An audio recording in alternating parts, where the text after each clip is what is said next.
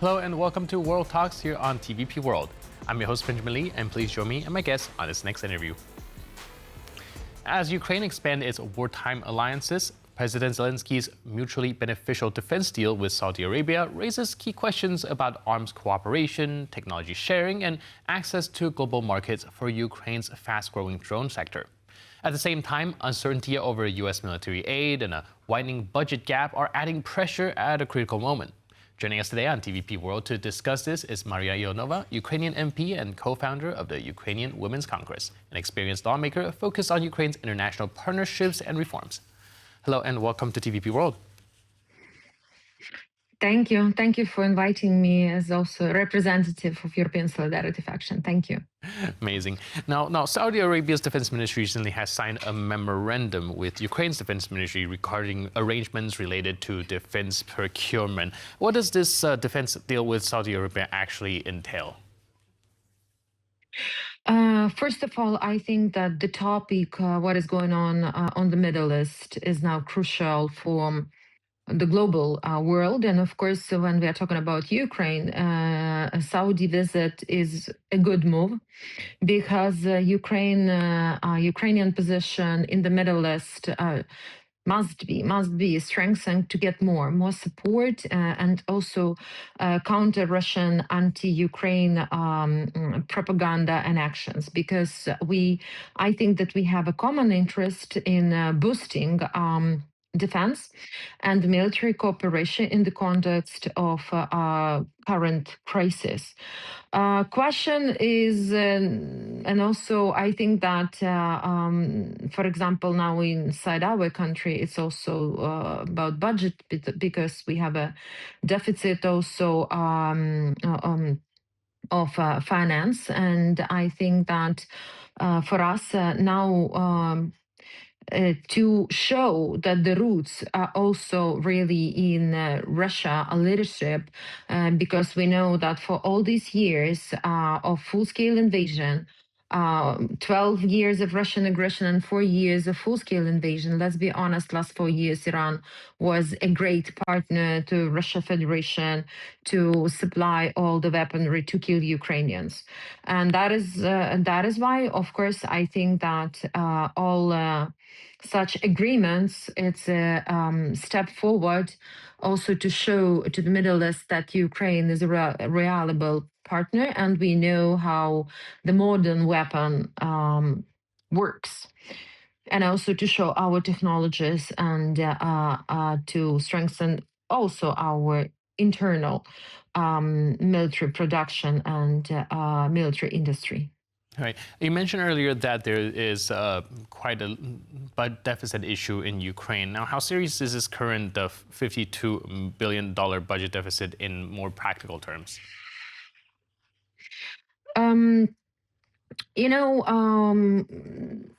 First of all, a question is not only in the budget deficit is such, because problem is also to fulfill criteria and to get IMF loan and 90 billion European money and European loan. And we need functioning and effective parliament, and believe us, where we, I think, can really ensured by a coalition of a national unity. Because before 2026, our faction, European Solidarity, we suggested that the current budget was not prioritized security and defense sector. And we also find a lot of programs, we have found a lot of programs which could be transferred to security and defense. So we also would like to stop some populistic things, because now we cannot allow for ourselves to be populistic inside our country. That is why our position as an opposition, but of course we are never in a position against security and defense and EU and NATO reforms. So we have just to fulfill our obligations on EU, Ukraine facility, also on our agenda on European integration. And regarding IMF criteria, it's it's always difficult conversation with the international financial institutions, but it's always we have to find balance because and also to defend our national economical instruments. That is why I think that that was a mistake to agree immediately on all the criteria, because believe us, when we are talking about small and middle business in Ukraine, inside our country, especially after so hard and winter, I think that we have another resources where to find this lack of budgeting. That is why I think that first such step to change the state budget, and we also have prepared a draft law about this. Second, it's really to stop populistic things and also to use money from reserved fund. So I think we have still some tools to improve our economic situation. That is why that was a mistake to accept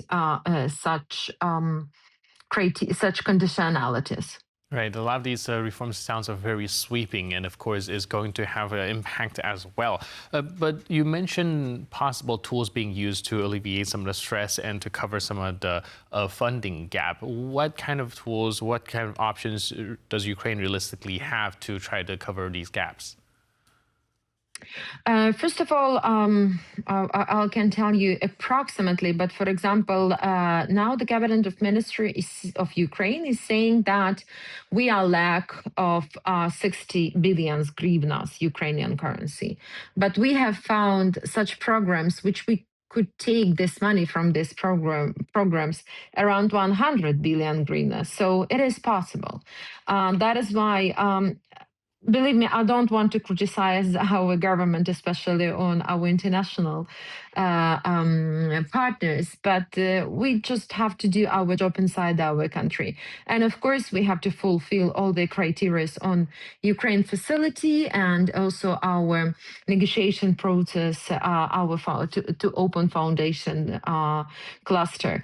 And for this, as we see, there is a lack of voters in the monomajority, so-called.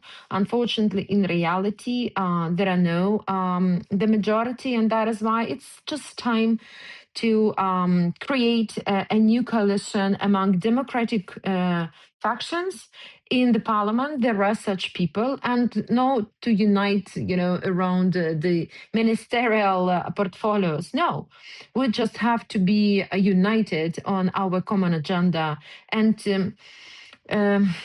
To accept that we have some problems. That is why if we will not solve these problems, it will be very difficult for our armed forces to protect and to defend European borders as well. Right. Do you see that unity happening right now? Are people coming together or being behind President Zelensky, or are there like fragmentations and polarization that's happening? Again, the problem is that the president has no dialogue with the parliament. So I think that this is a big mistake, because I think that altogether we will be, and he will be, much more stronger with a strong subjective parliament. So we are offering and we are underlying all this about the unity, not on the words, but in reality for a long time. So we're ready. And I see that also a lot of members of the parliament from Zelensky party are also see these problems that we have to return subjectivity to the parliament, and there should be operative new coalition, and because to have this check and balances, because it's impossible to have the center of decision making process only in the office of the president. So we understand and we value the work of President Zelensky on his foreign affairs direction, also as chief commander. Of course, we also anyway have some questions, but we can deal with this if the dialogue could be. But unfortunately, we haven't seen the president for a long time in the parliament. So I think that this is a mistake, and we should start this cooperation. And again, in the parliament, it is possible a coalition of national unity. And believe me, of course, I think that we have already have like more than 100 members of the parliament, so I'm not mistaken. But we are continuing all these conversations. All right. Last but not least, Zelensky is giving a 2-year timeline to kind of form a parliament. But if the war continues to happen, do you think that is realistic? Unfortunately, we are realistic that the war. It doesn't that everything is not depending on Ukraine because it's, I think here should be transatlantic unity. First of all, to stop Putin, at least to ceasefire.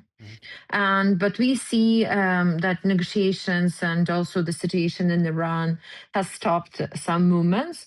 We would like the negotiation process to be continued, but first about dialogue and negotiations really should be a reliable ceasefire. And this ceasefire, it is possible to achieve by sanctions policy, but we see unfortunately how the 20th package is also like blackmailing by one of EU country. We see how American sanctions are not, Definitely, very still stable. a lot of challenges ahead. For sure, we are running a little short on time, but thank you so much for your input and insight. Really appreciate it, and thanks for being with us. Cheers. Thank you. And thank you for tuning into this edition of World Talks. But for more news, update, and commentary, please stay tuned to TVP World.